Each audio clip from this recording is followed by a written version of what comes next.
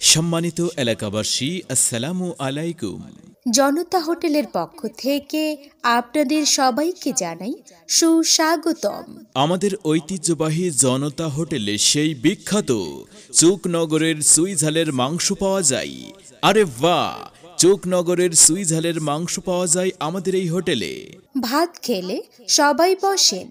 আমাদের এখানে ডাল, ডিম, সবজি, ভাজি সহ চুকনগরের সেই ঐতিহ্যবাহী চুইঝালের মাংস পাওয়া যায়। ঘরোয়া এবং নিরিবিলি পরিবেশে রুচিসম্মত আহারের জন্য সবাই চলে আসুন জনতা হোটেলে। জনতা হোটেলে, জনতা হোটেলে। সবাইকে আন্তরিক ধন্যবাদ।